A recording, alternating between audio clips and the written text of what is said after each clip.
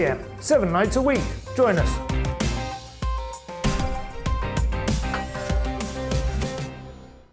Hello there, I'm Eamon Holmes. And I'm Isabel Webster. And we hope you can join us for Breakfast with Eamon. And Isabel. You make me laugh out loud, belly laugh. Is that important first thing in the morning? Yeah, absolutely. And there's me trying to be deadly serious. News is a serious business. Yeah, I have to rein you in sometimes. Well, it doesn't stop us laughing at it. It doesn't stop us having an opinion on what's going on. Yeah. And it certainly will not stop us reflecting what you think. Weekdays from 6 to 9:30 on GB News. I'm Dan Wootton. Join me Monday to Thursday from 9 to 11 for the feistiest and most fun news debate on TV, where free speech reigns. I'll bring you a sharp take on the day's biggest stories, bombshell newsmaker interviews, and A-list guests. And I guarantee you, no spin, no bias, no censorship, and no reason to go to bed. That's Dan Wootton tonight, Monday to Thursdays from 9 on GB News.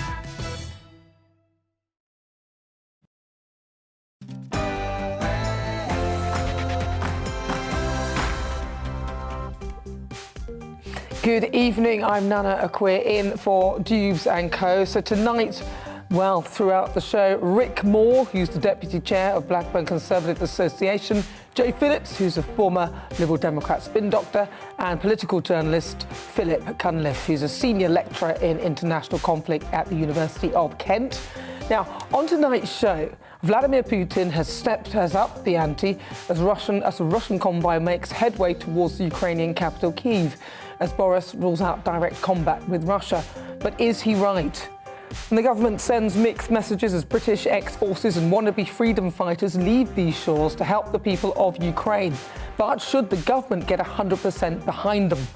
And back here in the UK, rail fares are set to rise, the largest percentage in almost 10 years. This couldn't have come at a worse time. The reason? The money spent keeping the service afloat during the pandemic. And if the rises in rail aren't enough, have you seen the price of fuel? The average cost per litre is now over £1.50. Are you tempted to go electric? All of that to come tonight on Dewbs & Co. But first, let's get your latest news headlines.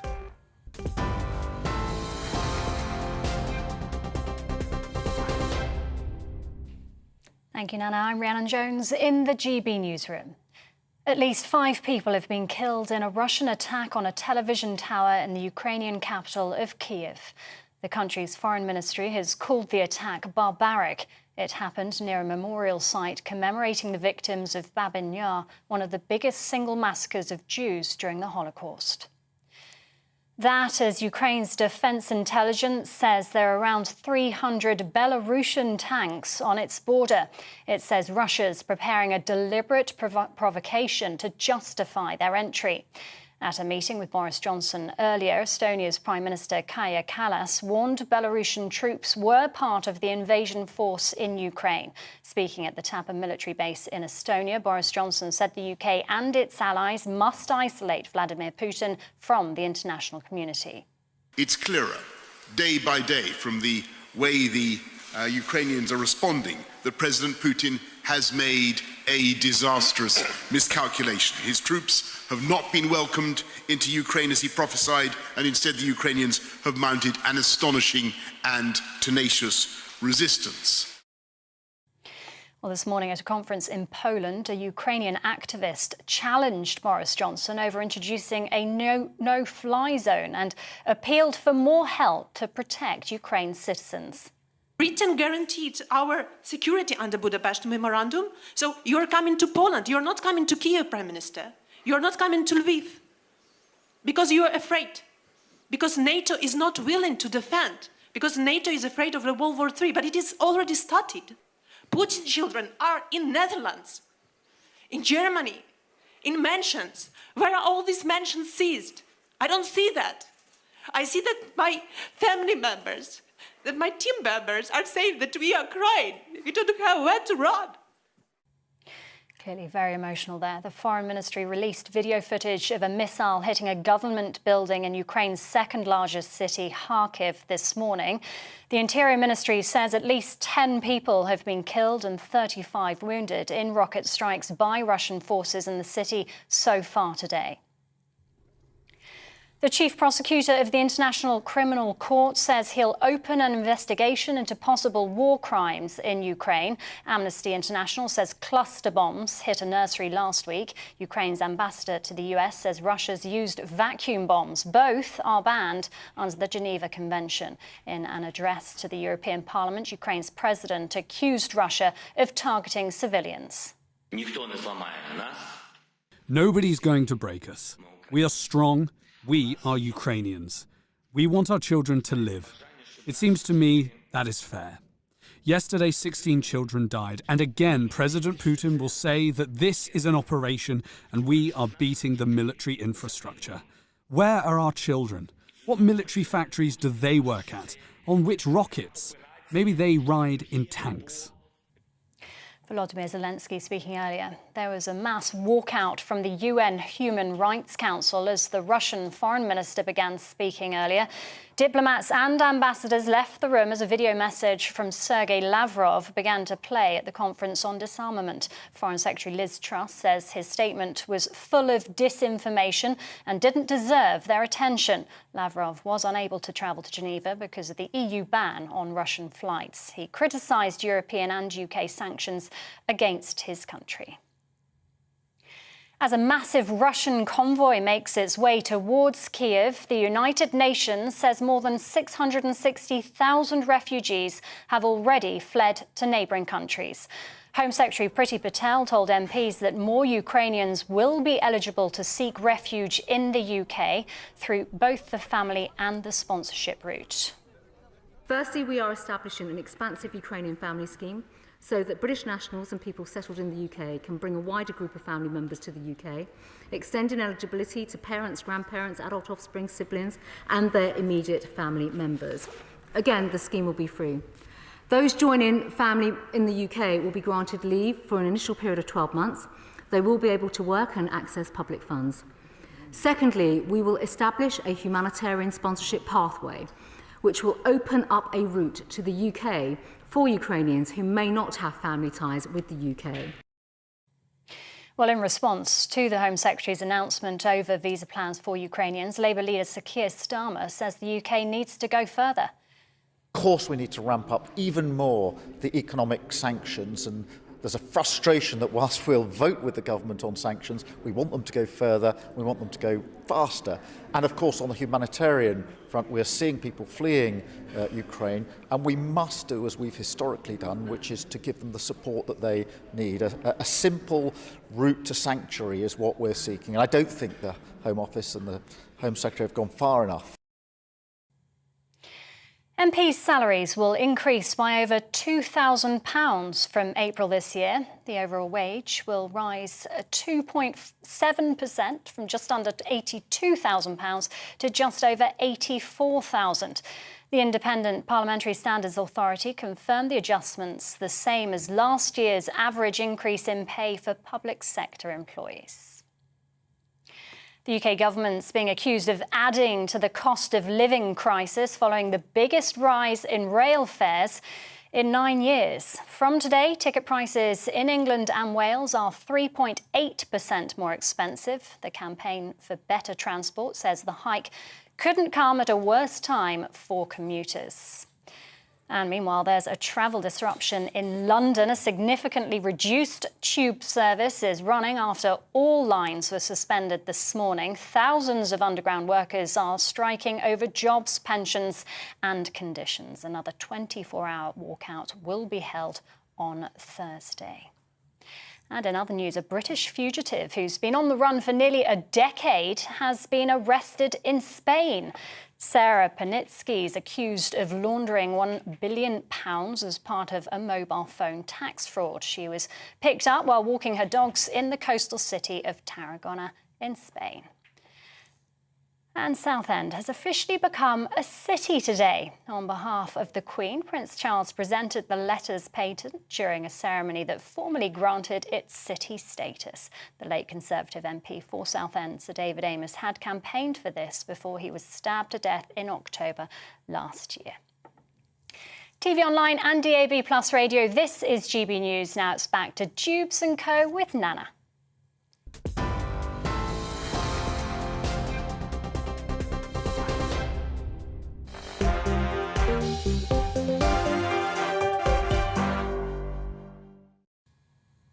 7 minutes after 6 o'clock. This is Dewbs and Co. I'm Nana Aquia. You're watching GB News on TV, online and on digital radio. Now, with me till 7, my panel, Rick Moore, who's the Deputy Chair of Blackburn Conservative Association, Joe Phillips, who's a former Liberal Democrat spin doctor and political journalist, and Philip Cunliffe, who's a senior lecturer in international conflict at the University of Kent. He'll be joining us very shortly, although I think due to the strikes in London, he's taking his time. And I also want to get your thoughts. You can get in touch with me, gbviews@gbnews.uk, or why not tweet me at gbnews. So it's day 6 of the Russian invasion in Ukraine, and the Russian Defence Ministry has warned Kyiv residents that it's preparing to hit targets in the Ukrainian capital. Now, this comes as a huge convoy of Russian armoured vehicles continues to advance on the city. Russia says it'll attack technology centres in Kyiv and has warned nearby residents to leave. Meanwhile, Ukrainian President Volodymyr Zelensky urged MPs at the European Parliament to let his country join the European Union. Meanwhile, UK Prime Minister Boris Johnson has held press conferences in Estonia and Poland today. So joining us with the latest is our political editor, Darren McCaffrey. Darren, so is Boris Johnson right for Britain to get involved in direct combat with Russia? What are your thoughts and what do you think as to what's happening now? Yeah, very interesting, isn't it, that the Prime Minister, both in Poland and Estonia today, where he's been meeting with his counterparts there, and alongside, it must be said, Jens Stoltenberg, the NATO Secretary-General in Estonia, he repeatedly reiterated that he did not think that it was a good idea for NATO to get involved in terms of no-fly zones over Ukraine, and that NATO is a defensive organisation. Essentially, the bottom line, Nana, that the UK and NATO allies are not going to get involved in direct combat with Russia. The prospect, he said, of British or NATO fighter pilots having to shoot down Russian planes over Ukraine would essentially mean that that would be all-out war with Russia, of course, a nuclear nation. And I think the Prime Minister was trying to make it clear, not just to us here in the West, but of course to the Kremlin, that that is simply not on the table, as he put it. I mean, that certainly would raise tensions. It would make things very, very, very difficult. And it would lead to potentially all sorts of consequences that we couldn't even fathom at this stage. And I think we're a very, very, very, very long way from that.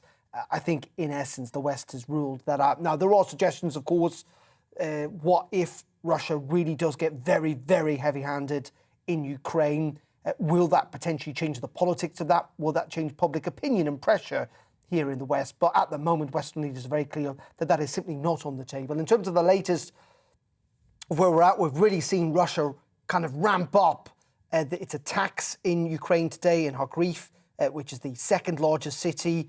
We obviously saw a massive missile attack on Freedom Square earlier on today. But also this afternoon, we know that 5 people have died as a TV tower in Kyiv was attacked by Russian forces. And we know, as you've pointed out, that thousands and thousands of troops are amassing just miles from the centre of Kiev now, and that it is looking increasingly likely that the Russians are inching the way forward to surround that city. But there is still fierce resistance, of course, from the Ukrainians that makes this very, very unpredictable indeed.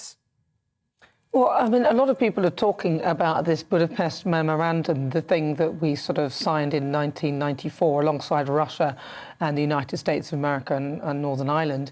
And I'm hearing a lot of people talking about the fact that we did promise to protect Ukraine should they be attacked in this manner. So what is the general consensus with the politicians? I know you said that, you know, we don't want to put the no-fly zone there because that would then be an aggressive act towards Russia.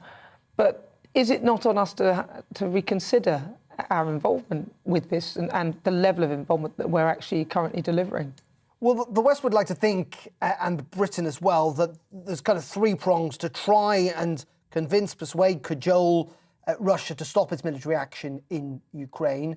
One of them, of course, is militarily, and we know that lots more countries are now pledging weapons to Ukraine in terms of trying to get those weapons to the front line, though is proving difficult. Many of them, in fact, are held up in Poland, unable to cross the border.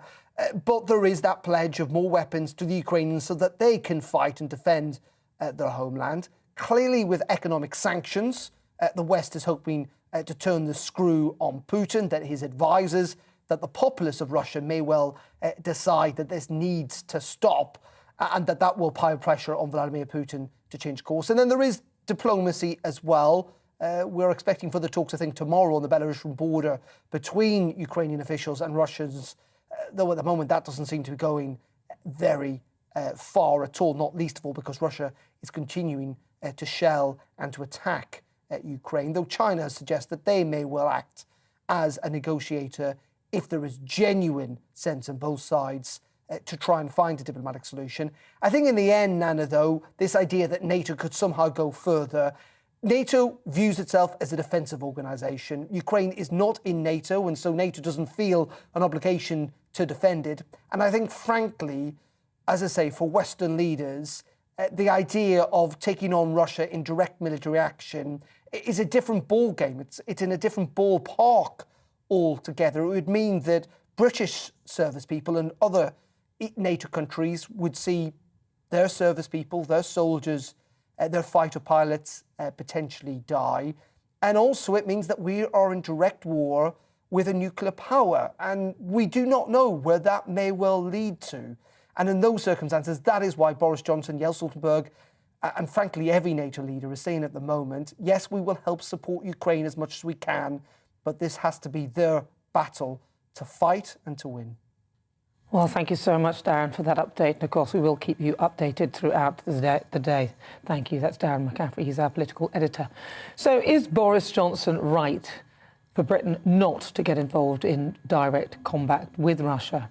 Over to my panel. Joining me now, I have, of course, Rick Moore and Joe Phillips. Philip will be on the way soon, eventually. I mean, he's not going to get paid if he doesn't get here on time. Philip's the expert. Well, he is the expert as well. Well, we need him. But what do you think, then? Is Boris right? I think, as Darren's just outlined, it's very difficult. If you have a no-fly zone imposed by NATO, then it is incumbent upon NATO to shoot down any planes that are in that no-fly zone. Otherwise, there's no point in doing it. And at that point, you then risk, as Darren just said, a much wider war that could take in the whole of Europe. So while I'm not a great fan of the government, and I do think they've been very, very slow and very, very timid, I think at this stage in the game, that is the best option. I mean, it's heartbreaking, Nana, because, we're watching these pictures. A week ago, those people in Ukraine were doing all the things that we're doing, going to the shops, taking the dogs for a walk, going to school, going to work. Now they're fleeing for their lives. And the idea that Putin was going in to liberate them, when actually what he's doing is laying siege, and it does look very much as though he's trying to starve them out, and freeze them out with or without the aid of the Belarusian troops as well. So it is absolutely heartbreaking, and we all want to do something, but you do have to think of the consequences. When you get into that stage of, if you say you can't go here, well, how are you going to stop it? Certainly a difficult situation, a difficult call to make. I mean, on the one hand, we did promise that we would defend the Ukraine when they gave up their nuclear weapons. But that wasn't a treaty, though. No, it wasn't a treaty. It was a guarantee. Well, actually, it was part of the non-proliferation of nuclear weapons treaty. Yeah. That was a treaty. It's the Budapest Memorandum, which wasn't. But it's not like we're breaking international we're not, law. I don't. I'm not talking about law. I'm talking about sort of what's morally right. If you've promised to defend someone. But at the same time, if we put up aircraft and enforce a no-fly zone, then we are at war with Russia, who are a nuclear power. It's a very difficult situation to try and judge. I think one thing that Putin's proved is he's a bully, and sometimes maybe you've got to take the view that at some point the bully's going to keep chasing you till you turn around and give him a bloody nose. But at what point do you call it? Well, what if if Ukraine said, OK, just take it, we're not going to fight, we surrender. which they're not going to do by any counts, and most people wouldn't, because they're passionate about their own lives and their own place, and they love their country. I mean, I love the United Kingdom. And as you said, actually, Joe, which was worrying, is that, as you said, like a week ago, those people were walking around perfectly normally, doing their things, and that could so easily be us, and I think we can all see that. And that's what's stopping us from going there. But then I've heard people talk about Ukraine being almost a buffer for the rest of Europe, and that's a worry. Well, I mean, the other thing is there's been questions over Putin's state of mind. If he's decided he wants to recreate the old Soviet bloc, he won't stop at Ukraine. You know, Poland, Hungary, Finland, Latvia are all next. And as soon as he goes there, then, you know, some of them are NATO countries, we are then at war with Russia. So are we sacrificing Ukraine for nothing if we're not going to do anything? And there's no guarantees on any of that. No, and there's no guarantee that he will change his behaviour. I mean, the convoy is heading towards like a 40-mile convoy. What on earth is he thinking? Well, that's not liberating a place that, according to him, you know, is in the grip of neo-Nazis and terrible people. That's not liberating the people of Ukraine. That's crushing them and taking out their technology, their civic centres, and hitting civilians. I mean, anyone who saw the photograph of that little girl, you know... I can't watch, actually. I can't watch any of it. It's awful. And, you know, we saw this in Bosnia. We saw this in the Balkans 20-odd years ago. And to all of our shame, our collective shame, we've sat back and we've tried to play nicey-nicey with Putin. And we've let him, you know, preside over sporting events and other things and thought, oh, yes, I mean, he's certainly not a Gorbachev, a man you can do business with, to paraphrase Margaret Thatcher.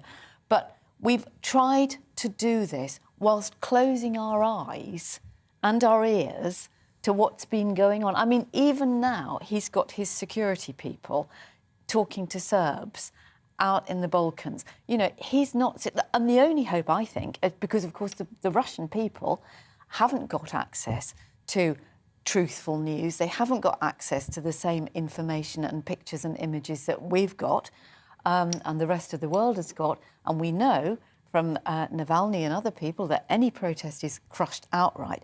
So the only hope is that if Putin's own people, and that would have to be his army or his inner circle, turn on him. Well, it started actually because one submarine refused to bomb an island, so they turned back. They said, we're not going to do it. So they weren't going to do that. So that is a start, and it is the beginning, actually. And those people are very brave, because I suppose you either die here or you die the other way. It's not really much. And I think that's maybe what Western leaders are hoping for, is rather than we have to confront him, his own army and his own generals will turn on him and stop it. Because, I mean, when he announced that he was putting his nuclear forces on high readiness, his generals looked very, very uncomfortable to me.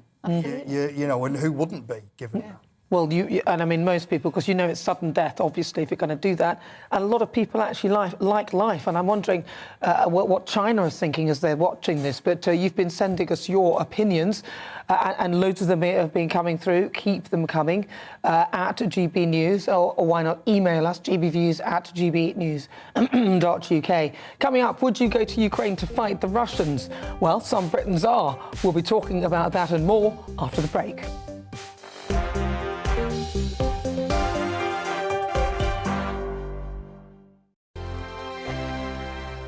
GB News is the UK's home of discussion and debate from all perspectives. To stay up to date on the latest stories, make sure that you subscribe to the GB News channel right here on YouTube. You can watch us live 24/7 across the whole world. You can also check out exclusive content and catch up on previous episodes of your favourite shows. Every day, we ask the questions that you'd ask, so why not add your voice to the conversation in the comments section? Don't forget to subscribe. We are GB News, Britain's news channel. Every night at 11 on GB News, we bring you the next day's stories the day before. It's basically like time travel. If it's a big story, we'll cover it, guaranteed. But we'll also have some fun along the way. Big opinions, big laughs. Sometimes big hair. This is Headliners, the paper review show that won't send you to sleep like the others will. 11 p.m, 7 nights a week. Join us.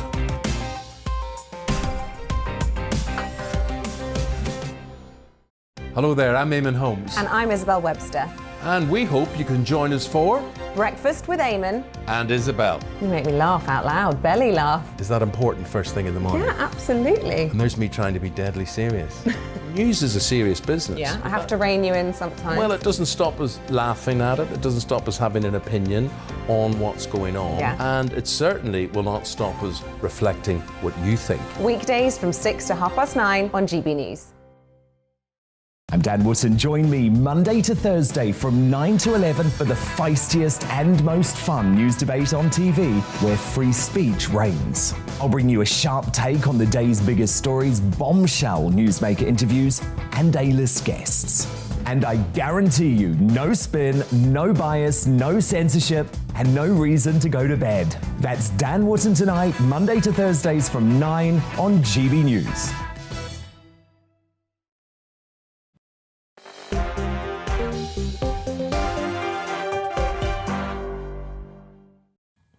Good afternoon. It's 25 minutes after 6 o'clock. I'm Nana Akwe. This is Dewbs & Co. on GB News, on TV, online and on digital radio. I've got to say a big welcome to my panellist who's just joined us now, Philip Cunliffe. Thank you very much for eventually showing up. It's not your fault, though, was it, really? Strike, I'm afraid. Yes, there is a tube strike here in the southeast, so we accept your apologies for lateness, but it's not your fault. Also, Rick Moore is joining me, as well as Joe Phillips.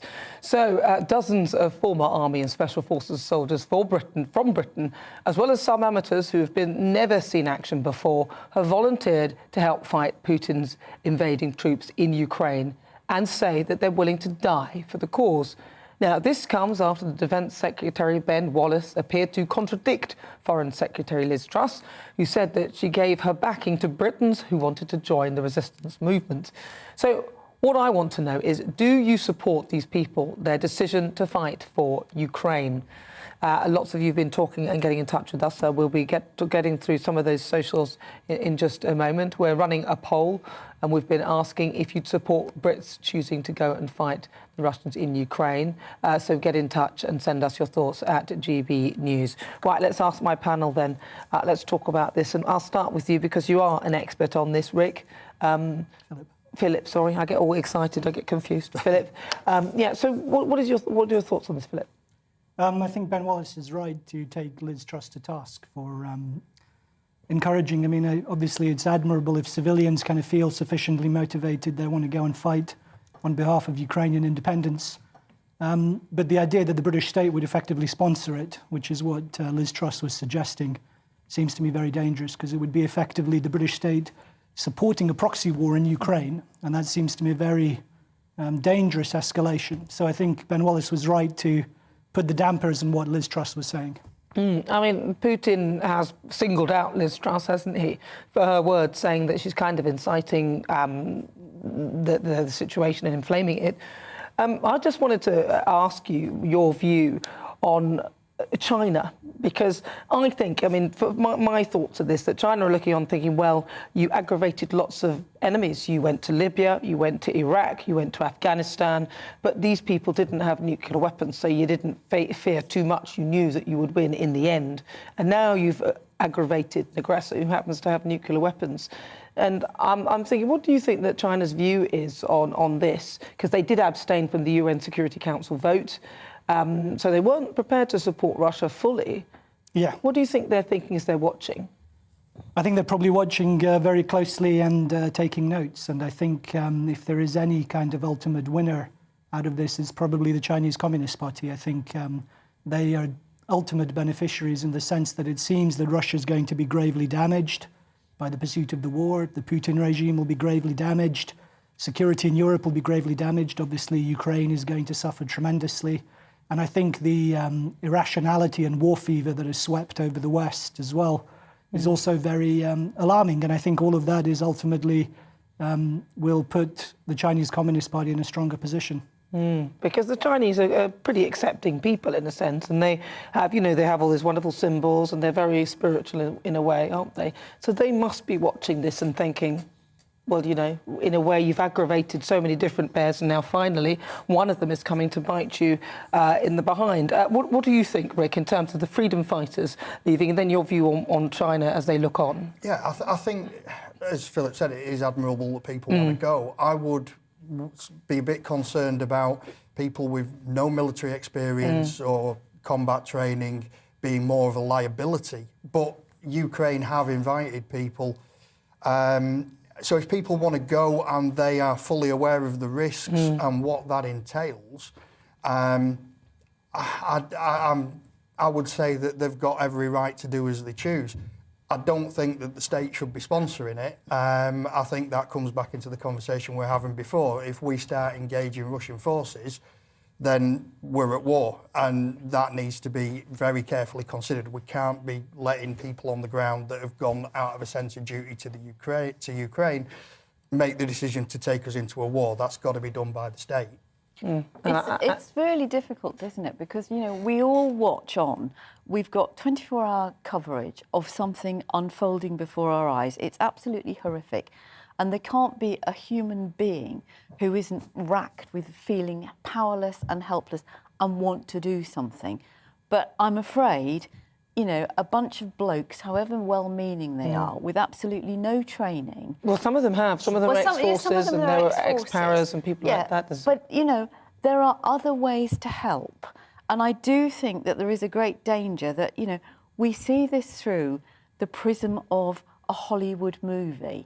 You know, we've got the bad guy, Putin. We've got very charismatic president of Ukraine. We've got, you know, people, real people.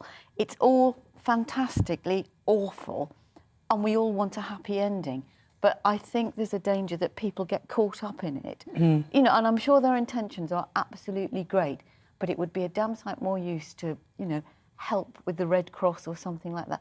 And while this is going on, Nana, don't forget, you know, there are people starving to death, selling their kidneys in Afghanistan, who are not on the front pages, who are equally desperate. Well, and briefly, I mean, as China, who will be looking on with this, you've talked about Afghanistan, and these are wars or involvements that we perhaps shouldn't have got involved in, things like nation building, which led us to flee Afghanistan in the end, and obviously Joe Biden showed a real weakness.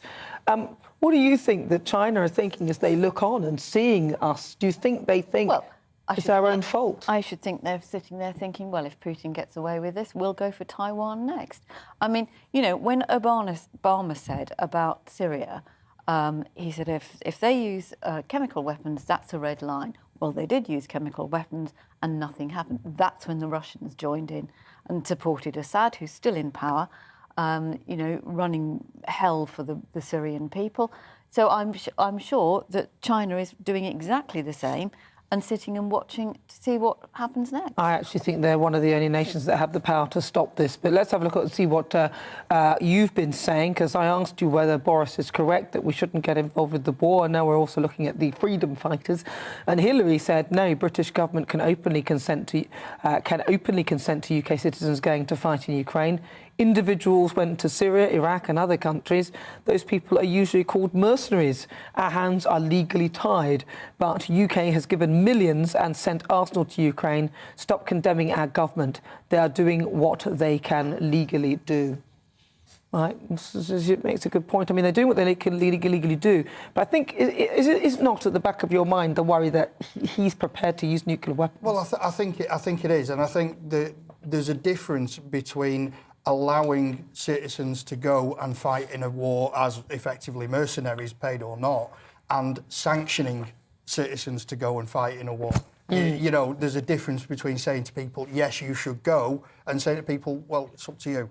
And I think there's a difference between the Do you think? Because it looks, I suppose it would look like boots on the ground. I mean, that's what it looks like to me. And she's slightly sort of crossed the line by encouraging it or potentially inciting it. I mean, I'm not saying it's worse than that, because it just speaks to amateurism. On the one hand, Britain has said they're not going to send their forces to fight in Ukraine. On the other hand, the Foreign Secretary says that she endorses and supports civilians, British civilians, going there to fight. And that just seems to me not only irresponsible, but also just amateurish. And you can see why she's held in contempt by the Russians with this kind of simplicity with which she approaches foreign policy. So, like I said, I think Ben Wallace was right to take her to task for it. Well, some more emails coming in. Janet says Boris Johnson is right to rule out direct combat with Russia at this time. And this is an interesting one from Ian, who says that, Nana, the solution is in the hands of the wet Western leadership. They love flying from country to country and making speeches. Why do they not fly to Ukraine together and stand at the side of the bravest Western leaders I have ever known and confront Putin with real solidarity? Well, keep your thoughts coming at GB News or email us, gbviews@gbnews.uk. If you've just tuned in, welcome on board. My panellists today, I have Rick Moore, he's the Deputy Chair of Blackburn Conservative Association, Joe Phillips, a former spin doctor, and Philip Cunliffe, he is an international lecturer on conflict at the University of Kent. So, I mean, this is the situation we find ourselves in.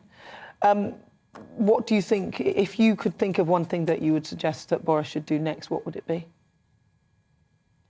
I think you've got to keep talking. I think he could tone down the rhetoric. We all know he loves Winston Churchill. He's not Winston Churchill. He has been a friend to the Russians. When he was Mayor of London, he welcomed them with open arms. I think it was 2016 that David Cameron proposed tightening up the rules on dirty money being used to buy up properties in London, because, of course, as we all know, if we all bought it in our names, that's trackable. But if you buy it through a trust fund or a secret bank account, nobody can trace it. So I think, nobody has got clean hands in this. Nobody. Whether you've been over to Russia and you've been playing football there, or you've welcomed oligarchs and played tennis with them, or even given them peerages and that sort of thing. We play a dangerous game all the time, all politicians do. I think Boris Johnson needs to take stock. He needs to listen. He needs to listen to his military advisors and people who are much better informed. And I think, as Philip says, it's the Foreign Secretary, who I am not a great fan of. You have to be so careful about what you say, and sometimes it is better to say nothing. But, Boris Johnson's bravado and rhetoric is not going to help, because he will get confronted, as we saw. Eventually people say, you're just empty words. Well, let's find out what Rick thinks, because you're the Deputy Chair of Blackburn Conservative Association. Would you say that what Joe is saying is true to form? I'd say that Boris Johnson will be listening to his advisors and taking his advice. But one thing we do know about Putin is he despises weakness. So you do need some of that strong rhetoric to stand up to him. I mean, he's a bully, and if you're not going to stand up to him with weapons like we've been discussing earlier, you certainly need to with words. You need to be able to talk the talk, and you need to be able to be serious. What we can't afford is for it to be a load of bluster that ultimately ends up not meaning anything, because that will make the situation That worse. would be so out of character for Boris. Well, but I'd rather bluster than nuclear weapons than somebody pressing the button, frankly. I mean, briefly to you, final word on this to Philip. Yeah, I mean, I think the imperative is to restrain the war fever. Like, I think it's remarkable, astonishing also the way in which ordinary Russians are also being punished through the sanctions, being forced effectively, it seems to me, to Putin's hands. Banning ballerinas and Russian conductors will only again play into the hands of the Russian government and into Putin's hands. And so I think avoiding the war fever that seems to be sweeping everyone, calls for a no-fly zone and all of that, de-escalation, I think, is necessary. Do you think it might not actually pressurise people to start putting pressure on the government to stop the sanctions? Briefly, yes or no? No, I don't think there's any evidence the sanctions will work. No evidence whatsoever. Right, well, you keep your thoughts coming in as well. This is GB News. I'm Nana Acquair. Now, if your rail journey felt it was more expensive this morning, you're not wrong. The highest train fare rises for 9 years have come into force for rail travellers in England and Wales. Regulated fares in England and Wales will rise by up to 3.8%, and they cover around half of fares and include season tickets on most commuter routes. So what I want to know is Is it all getting too expensive to travel by rail? Get in touch now at GBViews. What do you make of this? Let's go to my panel. Now, I'm going to have to start this one with you, Rick. Did you come here? I keep doing it the wrong way. Philip, did you come here by rail? Or I did, yeah. You did? And normally it's a very good service. I came in from Kent using the high speed, which uses the same track as the fast train coming in from France, and it's very good. And it is going to get much more expensive. And what you said at the start is very important, because you said regulated price rises. And I think that what's forgotten about this is the rail system is so heavily regulated already. It seems to me it's already practically nationalised. So that if the government actually made an effort to actually take it into full national ownership, it would be effectively rationalising an immensely complex system in which commuters and the public pay the cost effectively and subsidise shareholders in the rail companies. Do you think it should be nationalised? Absolutely. Yeah. What was your view on this, Jo? I think I was on the train slightly before Philip, not very far away, because we're only about 8 miles apart from each other. But yes, I do. I mean, it's a nonsense. It's a muddle. It doesn't work. But I think the point is that this is another hit on, the cost of living, and everything is going up. And we just heard in the news, didn't we, that MPs are going to get a nice salary increase. I mean, £2,000. Yeah, okay, that'll make up the difference. It's in the not rises. up to inflation, which is running at over 5%. It's better than nothing, though, isn't it? But it's a lot better than a lot of people are getting. Yeah. It does stick in my craw. They should even contemplate that. That should just be should be outlawed completely. Rick. Yeah, I mean the trains are public transport's expensive as it is, and there's a drive to get people out of the cars onto public transport. You're not going to do that by making public transport more expensive. You need to make it better and cheaper. So having a price rise that's way above what a lot of people are going to have as a wage rise, I think on average it costs, about 7 weeks' wages for someone to buy a season ticket at the moment. So that's 7 weeks you've got to work before you start, just to get to and from work, before you start earning any money. And certainly in the north, public transport is not an option for an awful lot of journeys because it is so bad. It doesn't take you where you need to go. It's not frequent enough. So you have to use your car. You've not even got the option of public transport. Where's the value in the price increase that the consumer's going to see? And I don't think there is one. Well, and a lot of the time the service is so bad as well that you actually end up standing and there isn't even a chair for you to sit down in. But yet they're continuing with this constant rising. And it doesn't appear that it will actually ever end, is it? Because it just seems to get more and more and more. There's no real justification apart from COVID, which a lot of the things, it's always because of COVID. Yeah, which we know that. I mean, we've all been living through it. But they wasted so much money. They wasted so much money. And it would be really nice if the government was actually to go and pursue some of the fraudulent claims. That's right. As was raised in the House of Lords not very long ago. There's an awful lot of money that has gone into an awful lot of people's pockets. And it seems as though ordinary people, ordinary working people who've probably had to, either lose work from home, worry about all sorts of things, are now footing the bill for it. And everybody's going, oh, it's because of COVID. Well, actually, it's not. A lot of it is to do with bad financial management. Would you like to see the government actually chasing these people, Philip? Absolutely, yeah. I think there's so much of the pandemic, the mismanagement of the pandemic and the way the lockdown was handled in particular, that's just been wiped out of the news by the Ukraine crisis. And that concerns me too about the fact that we seem to stumble from one emergency to another. And there's no accountability in that as we go from one thing to the other, kind of stumbling around and feeling our way. Partygate has been completely wiped out by the Ukrainian crisis. Actually, I'm quite glad. I'm sick and tired of talking about it. I thought it was literally the most trivial bit of nonsense that I've ever heard. But I tend to agree. But it just seems to me that there is a danger that there's accountability will be lost in this process for the way in which the lockdown was handled by the government. So I would certainly like to see them pursue all the claims of corruption, and there seem to be plenty of them. Why don't they pursue these claims of corruption rather than constantly coming to us for the money? Well, I think that, it has gone through the Commons and the Lords, and what's been reported is not entirely what's happening, because they're not writing it off as some people have suggested. But they're certainly not pursuing it as hard as I would like to. Well, they can't find them, can they, a lot of them? That's kind of inexcusable, really. That money needs to come back to the taxpayers. with the pandemic, yes, there was some cases of mistakes being made and decisions that were about 13 billion. Some things, though, it's something that it's an unprecedented situation, and you know, there's not a book to follow on. Yeah, but 13 billion. I mean, that's a lot to lose. I mean, but you know, they've had plenty of time to sort of look at everyone. I mean, you know, local authorities do emergency planning. They have to. Governments do emergency planning, but they have ignored and ignored and ignored advice, whether it's from health, science, technology, transport and logistics experts. But time and time again, they ignore it.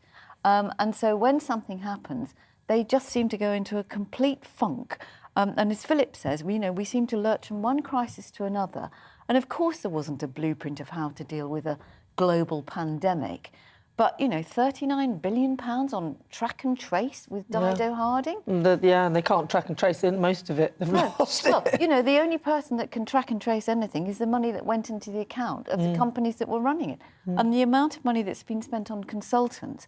Meanwhile, you know, it takes Marcus Rashford to shame the government into giving kids free school meals, even though they weren't at school, because they were off school because of COVID. It's a bit of a nightmare, the way they're spending our money, actually, to be honest. And I mean, if we're going to talk about that, I'm just dropping in the NHS as well. I mean, I saw this £107,000 it was for the head of Net Zero. And then it was 45,000, I think it was 47,000 to 55,000 for about 5 other net zero admins in the NHS. And I just thought, sorry, how are you? What exactly are they going to do? So it's a minefield as to how the government's spending our money. But the question on this one really is: should that money for the rail actually come from the general taxpayer, or should it be the fares come from those who are actually paying for the fare? I mean, you know, costs need to be covered, and I don't have a problem with commuters footing the bill, but it's just how expensive it is compared to rail journeys in Europe and compared to, you know, the actual service you get in the southeast. And so I think, I mean, it would be rationalised if it was simply integrated into a single national system as part of the government's levelling up strategy. I think that would make a lot of sense. You'd think, I do believe it should be nationalised, but as you mentioned, actually, Rick, with regard to the prices being cheaper to try and get us on the rails, well, if you keep us off our cars, don't worry about that, because the cost of petrol is also rising to record levels. I mean, can you actually afford to drive your car? That is the question. Let us know.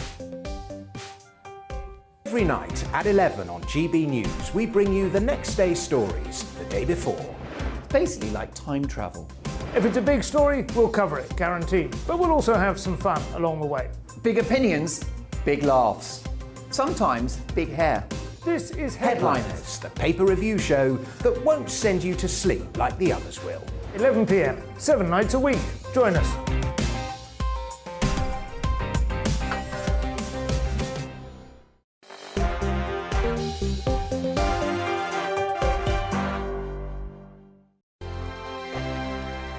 GB News is the UK's home of discussion and debate from all perspectives. To stay up to date on the latest stories, make sure that you subscribe to the GB News channel right here on YouTube. You can watch us live 24/7 across the whole world. You can also check out exclusive content and catch up on previous episodes of your favourite shows. Every day, we ask the questions that you'd ask, so why not add your voice to the conversation in the comments section? Don't forget to subscribe. We are GB News, Britain's news channel. Every night at 11 on GB News, we bring you the next day's stories the day before. It's basically like time travel. If it's a big story, we'll cover it, guaranteed. But we'll also have some fun along the way. Big opinions, big laughs. Sometimes big hair. This is Headliners, the paper review show that won't send you to sleep like the others will. 11 p.m, 7 nights a week. Join us.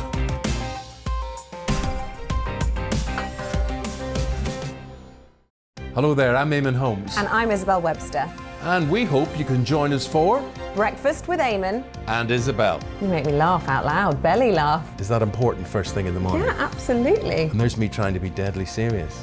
News is a serious business. Yeah, I have to rein you in sometimes. Well, it doesn't stop us laughing at it. It doesn't stop us having an opinion on what's going on. Yeah. And it certainly will not stop us reflecting what you think. Weekdays from 6 to 9:30 on GB News. I'm Dan Wootton. Join me Monday to Thursday from 9 to 11 for the feistiest and most fun news debate on TV, where free speech reigns. I'll bring you a sharp take on the day's biggest stories, bombshell newsmaker interviews, and A-list guests. And I guarantee you, no spin, no bias, no censorship, and no reason to go to bed. That's Dan Wootton tonight, Monday to Thursdays from 9 on GB News.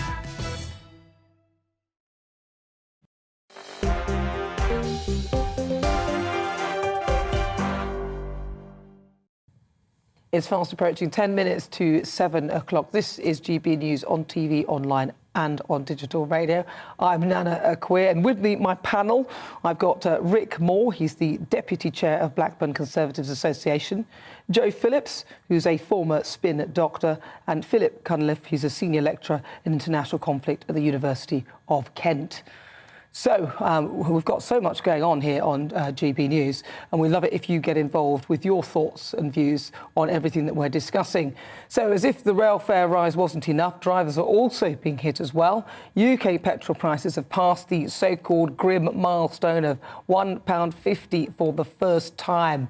Motoring groups say rises have been made worse by the war in Ukraine and add that these petrol increases will add to the cost of living crisis.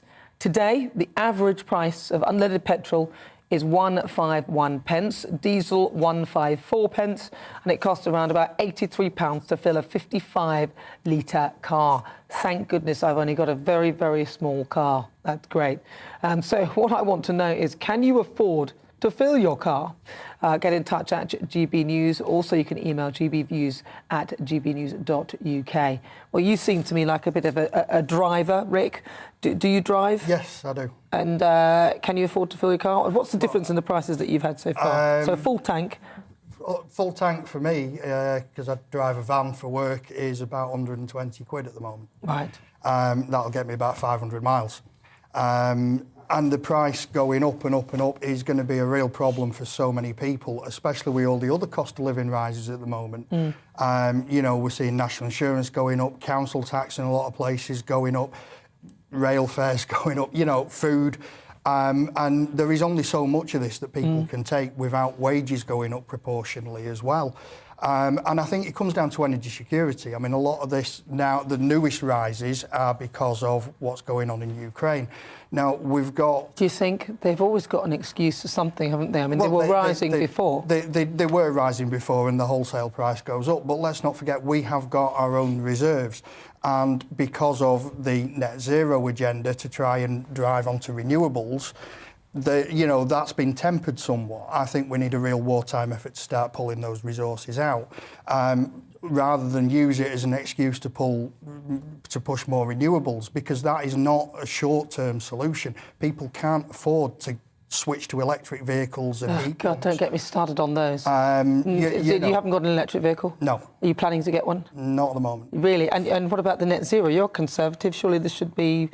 You're going to back that, right? No, I think the current policies are wrong. I think they're going to put a lot of people into poverty. I think we need a more reasonable transition, and I think nuclear power needs to be at the heart of that. Yeah. And developing hydrogen technology further. But yeah, electric technology, not really on my thing. But Joe, what do you think of all of this then?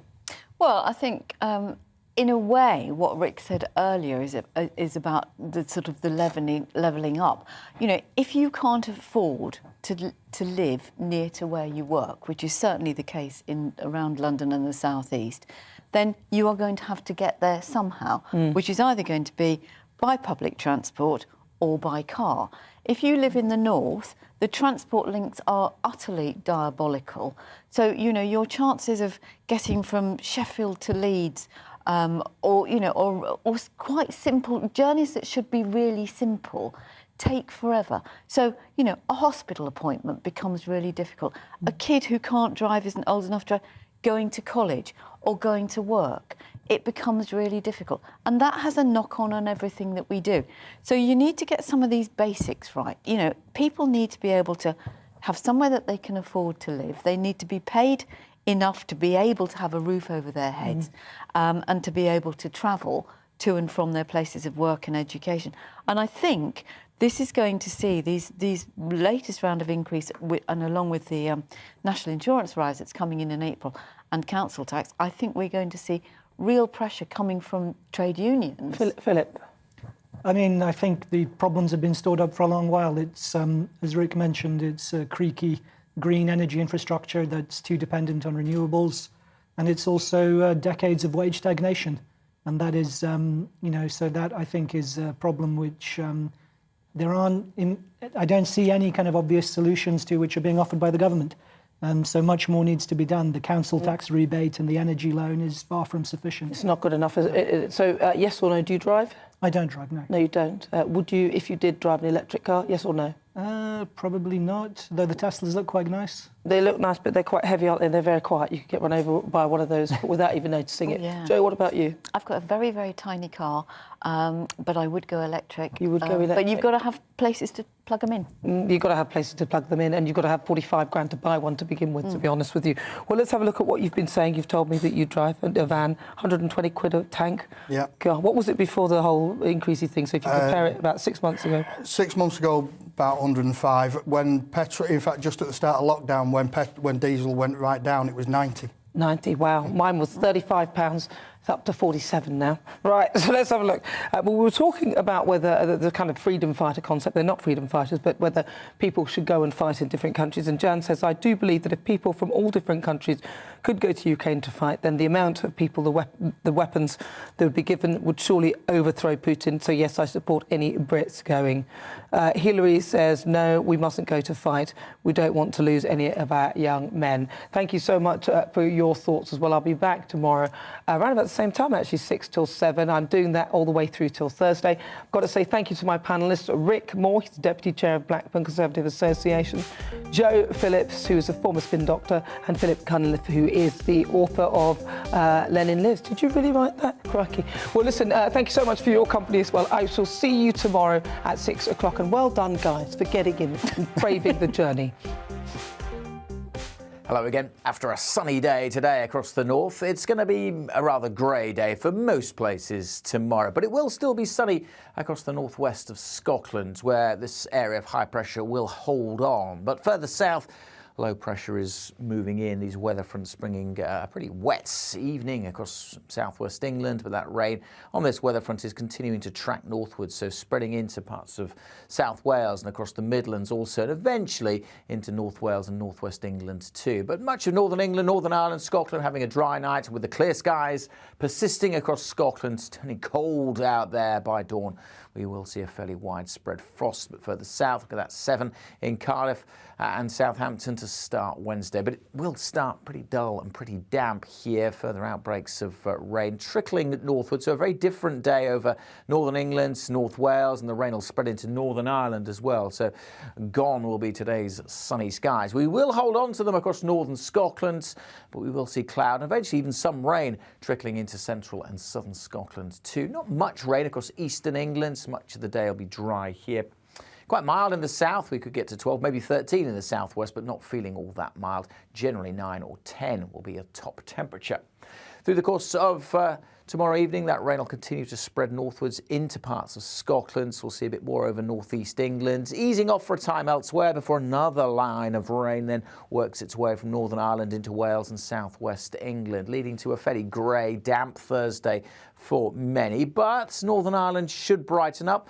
Wales, southwest England may also cheer up through the course of Thursday. This line of rain likely to stick somewhere across these central areas. Some uncertainty about the exact position when that band of rain lingers, but parts of eastern England staying dry. Quite mild in the south again on Thursday, 10, 11, 12 Celsius. Signs of things turning colder as we go into next week.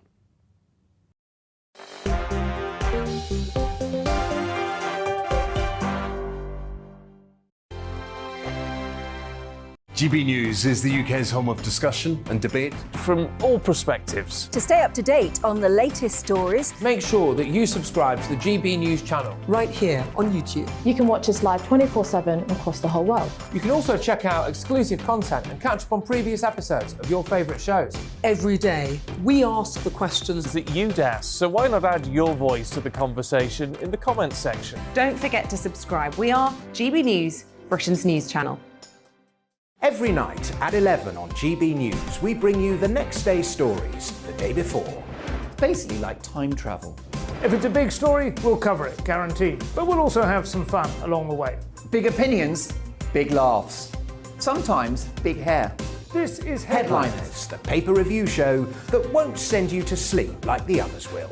11 p.m, 7 nights a week. Join us.